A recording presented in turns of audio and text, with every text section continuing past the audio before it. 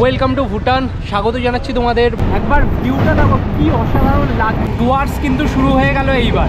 কি অসাধারণ সুন্দর জায়গা, দুদিকে হচ্ছে চায়ের বাগান আর মাঝখান থেকে আমাদের ট্রেন যাচ্ছে কাঞ্চনকন্যা এক্সপ্রেস। দেখো এইদিকে চায়ের বাগান, ঠিক তার অপোজিট সাইডে এই পাশেও কিন্তু চায়ের বাগান। ওয়াও!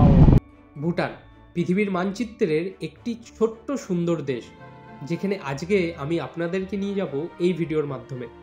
জীবনের প্রথমবারের জন্য বিদেশ ভ্রমণের অভিজ্ঞতা এই ভিডিওতে আপনাদের সাথে শেয়ার করছি। কলকাতা থেকে ভুটান পর্যন্ত যাওয়ার অভিজ্ঞতা আমার কেমন ছিল সব কিছু দেখতে পারবেন এই ভিডিওর মধ্যে। চলুন ঘুরে আসি প্রথমবারের জন্য বিদেশ থেকে।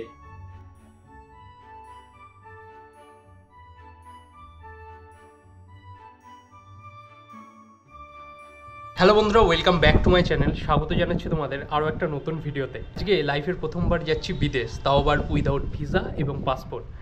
আশা করি তোমরা থাম্বনেল দেখে বুঝেই গেছো যে আমি কোথায় যাচ্ছি। আমি যাচ্ছি ভুটান। আজকে আমার রাতে ট্রেন আছে শিয়ালদা স্টেশন থেকে কাঞ্চনকন্যা এক্সপ্রেস।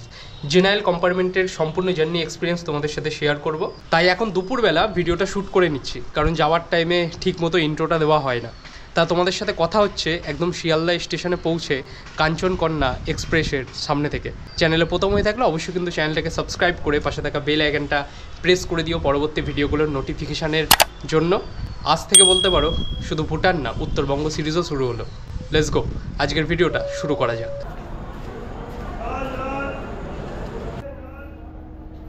ফাইনালি পৌঁছে গেছি শিয়ালদা স্টেশনে, আর আমার সামনে দাঁড়িয়ে আছে কাঞ্চনকন্যা এক্সপ্রেস।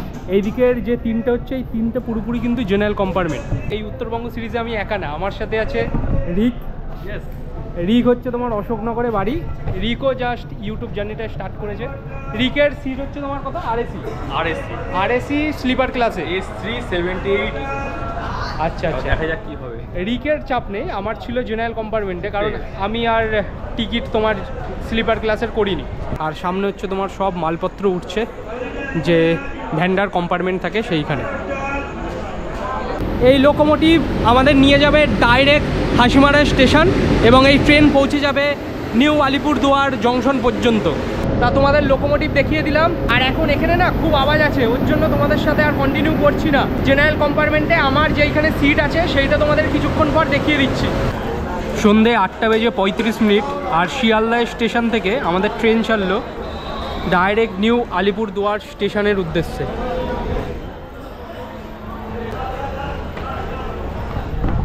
আর এই মুহূর্তে জেনারেল কোচে না মোটামুটি ভালোই ভিড় আছে। তোমরা একবার জেনারেল কোচটা দেখতে পারো। এইখান দিয়ে হচ্ছে জেনারেল কোচের ভিড়টা তোমরা দেখতে পাবে। এইদিকে দুজন দুজন বসার জায়গা, আর এইদিকে চারজন চারজন করে বসার জায়গা, আর ওপরে হচ্ছে তোমার লাগেজ রাখার জায়গা। যেহেতু জেনারেল কম্পার্টমেন্ট, সেই কারণে এইসব জায়গায় সকলে বসে ট্রাভেল করে। আর আমার ওই সিটের ওখানে না যে কজন বসে আছে সবাই তোমার শিলিগুড়ি পর্যন্ত যাবে, তারপর ওই জায়গাটা পুরোপুরি ফাঁকা হয়ে যাবে।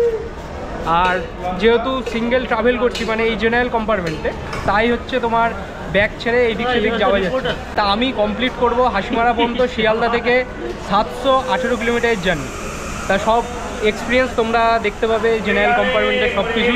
কিন্তু আসল ভিডিও হবে শিলিগুড়ি স্টেশন যখন পৌঁছাবো তারপর থেকে, মানে যে প্রাকৃতিক সৌন্দর্য তারপর তোমরা দেখতে পাবে।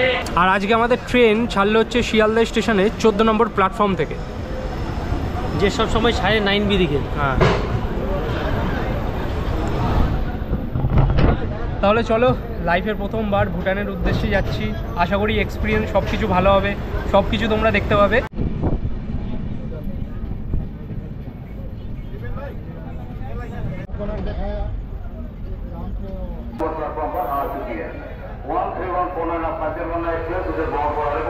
সকাল 10:58, এই মুহূর্তে আমি আছি শিলিগুড়ি জংশনে।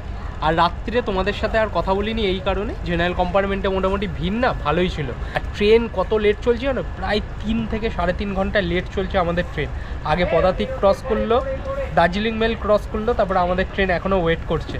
শিলিগুড়িতে এই ট্রেনের লোকোমোটিভ চেঞ্জ হবে। এই মুহূর্তে আমি আছি স্লিপার কম্পার্টমেন্টে, কারণ জেনারেল কম্পার্টমেন্টে এতক্ষণ ছিলাম, এই একটু আগে স্লিপার কম্পার্টমেন্টে এসেছি, কারণ স্লিপার কম্পার্টমেন্ট এখন পুরোপুরি ফাঁকা। এই হচ্ছে এখন দেখো স্লিপার কম্পার্টমেন্ট পুরোপুরি ফাঁকা এখন। আর স্লিপার কম্পার্টমেন্টের যেমন সিট অ্যারেঞ্জমেন্ট থাকে 1, 2, 3টে, আর এই পাশে 1, 2, 3টে।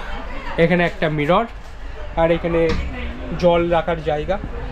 জেনারেল কম্পার্টমেন্টে যারা ট্রাভেল করছিল তারা অনেকেই কিন্তু আমার মতো স্লিপার ক্লাসে চলে এসছে, যেহেতু এখন আর টিটি উঠলেও সেরকম কিছু বলবে না।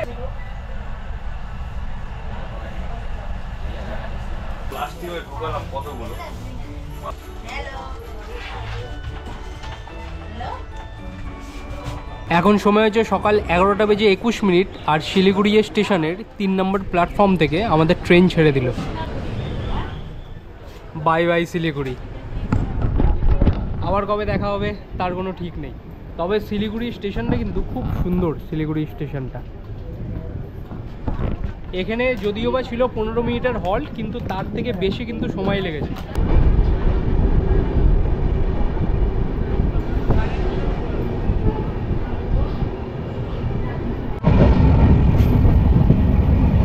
এইখানে যা দেখতে পাচ্ছ সমস্তটা কিন্তু চা বাগান, আর প্রায় ডুয়ার্স কিন্তু শুরু হয়ে গেল এইবার।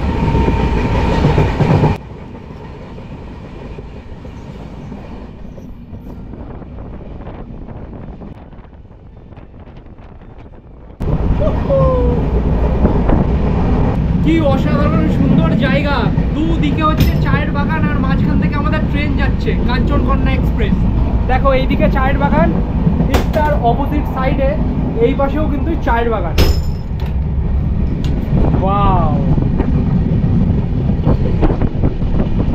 যত দূর তাকাবে শুধু চায়ের বাগান দেখতে পাবে। এই হচ্ছে ডুয়ার্সের সৌন্দর্য।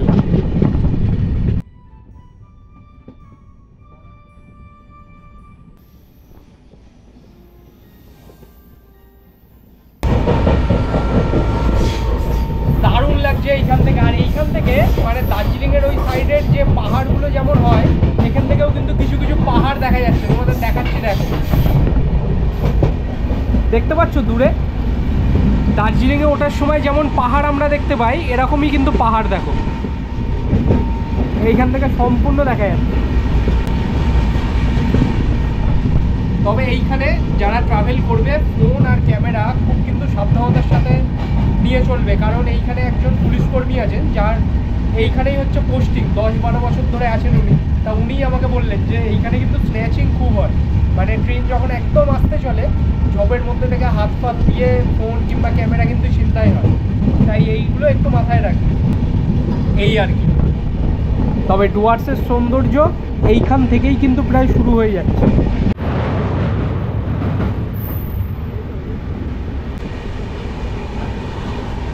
সবুজে সবুজ, যেইখানে তাকাবে শুধু সবুজ আর সবুজ। এতদিন ট্রেন জার্নি করি, আমার সব থেকে ভালো লাগছে এই দিকে এসে ট্রেন জার্নি করে। জানি না কেরালার সাইডে গিয়ে আমি কি করব, আরও দেখতে পাবো সৌন্দর্য কেরালার সাইডে। দেখো সবুজ আর সবুজ চারিদিকে।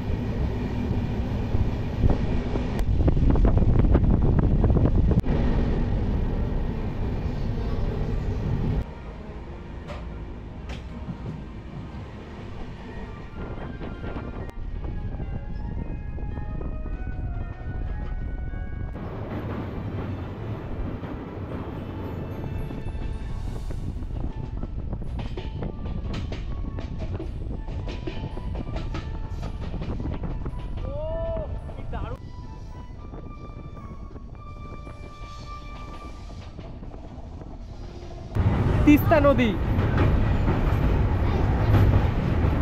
এতবার ভিডিওতে দেখেছি, বহু ভিডিওতে দেখেছি, আজকে নিজে চোখে দেখছি তিস্তা নদীকে। একবার ভিউটা দেখো কি অসাধারণ লাগছে এখান থেকে ভিউটা।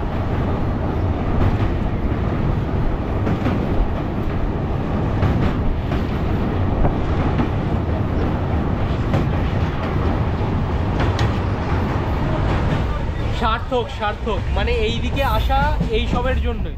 প্রাকৃতিক সৌন্দর্যে ভরা, সাথে তিস্তা নদী, অসাধারণ। কিন্তু এইখান থেকে জাস্ট পাহাড়গুলো দেখো কি দারুণ লাগছে এইখান থেকে।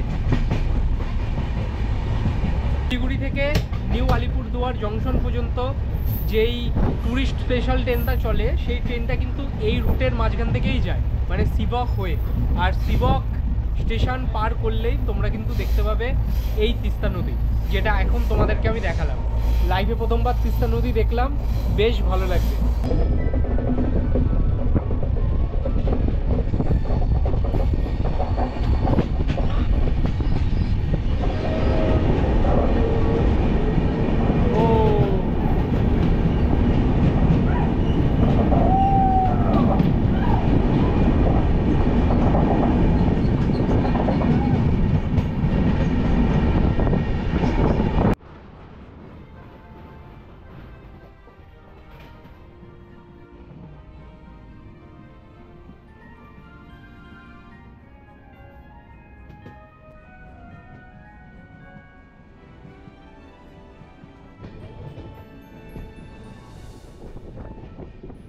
ভাবতাম যে চা বাগান দেখবো, আর এখন এত চা বাগান দেখছি, মানে আমাদের ওখানে যেমন নারকেল সুপারি গাছ, এইখানে তেমনি প্রত্যেকটা বাড়ির সামনে সামনে চা বাগানের গাছ।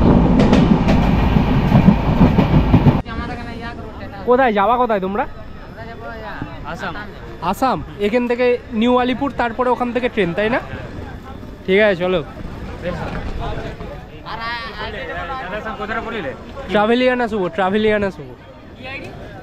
ট্রাভেলিয়ানা শুভ ইউটিউব।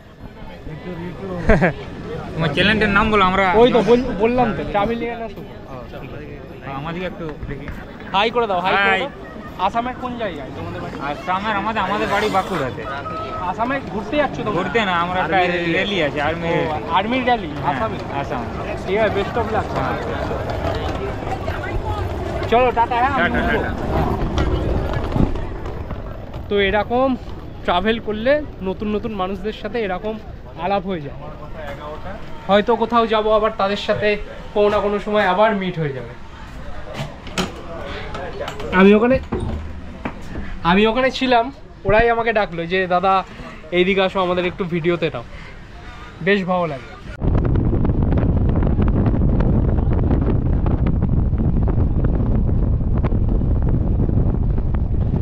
এই হচ্ছে হাসিমারা স্টেশন।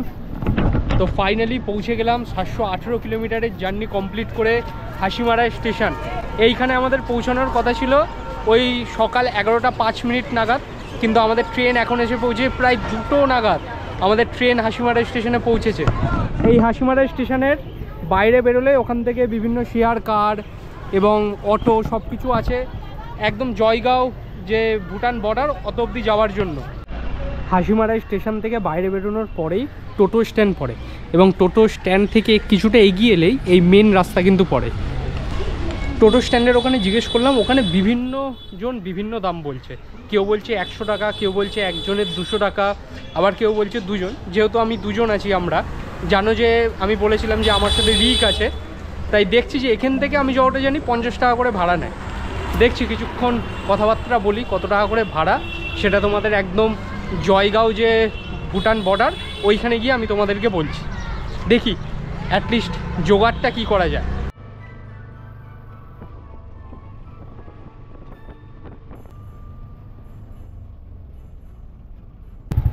ফাইনালি পৌঁছে গেছি একদম ভুটান বর্ডারের সামনে, আর এটা হচ্ছে ভুটান যাওয়ার রাস্তা।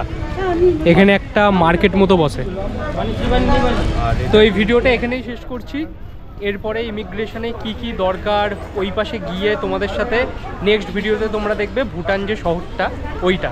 আগে ঠিকঠাকভাবে ওই পারে যাই, তারপরে তোমাদের সাথে ওই ভিডিওটা শেয়ার করব। যদি ভিডিওটা ভালো লেগে থাকে কিভাবে আমি ভুটান অবধি এলাম, তাহলে অবশ্যই চ্যানেলটাকে সাবস্ক্রাইব করে পাশে থাকা বেল আইকনটা প্রেস করে দিও পরবর্তী ভিডিওর নোটিফিকেশনের জন্য। আজকের ভিডিওটা এখানেই শেষ করছি, দেখা হচ্ছে পরের ভিডিওতে। Take care.